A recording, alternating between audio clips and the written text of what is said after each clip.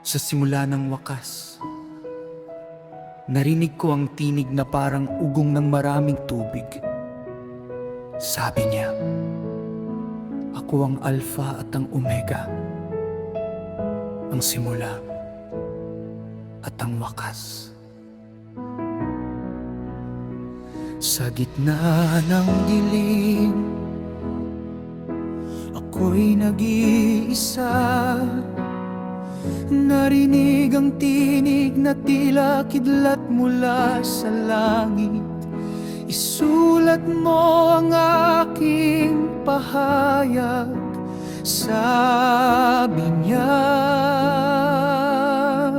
Para sa 7 iglesia, dinggin ang tinig ng Espiritu.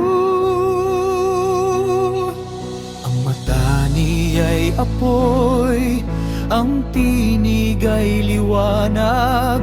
Ang kaniyang mukha'y tulad ng araw sa tindi ng sinag.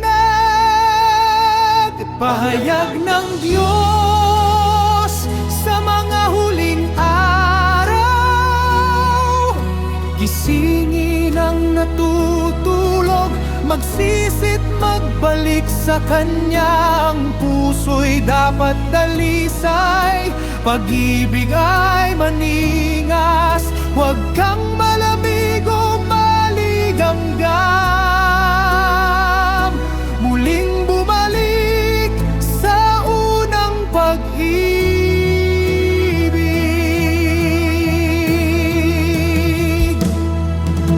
Efesus, nalimutan mo ako. Smyrna, magtiis sa gitna ng dusa. Pergamo, huwag kang lumuhod sa Diyos-Diyosan. Diatira, iwasan ang kasinungalingan ng propeta. Sardis, gising ka, ngunit patay ang iyong gawa.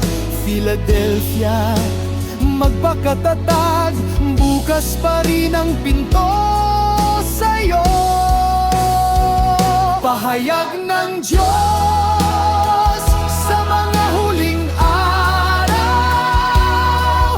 Gisingin ang bayan, manindigan sa katotohanan. Ang mga tapat ay tatayag ng korona.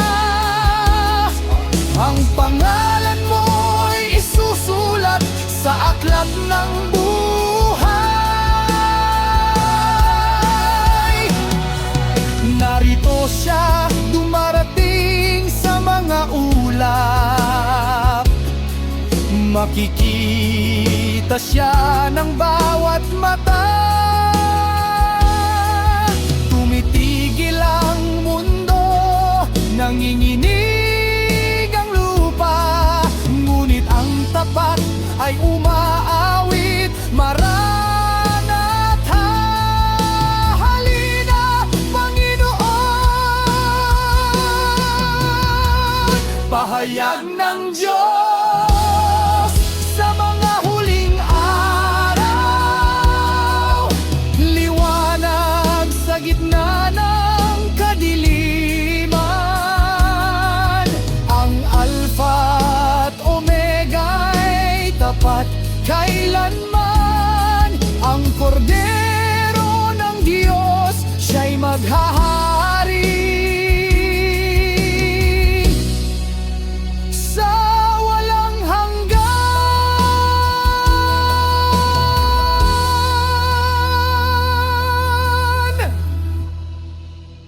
Ang may pandinig ay makinig sa sinasabi ng Espiritu sa mga iglesia. Darating ako, humanda ka.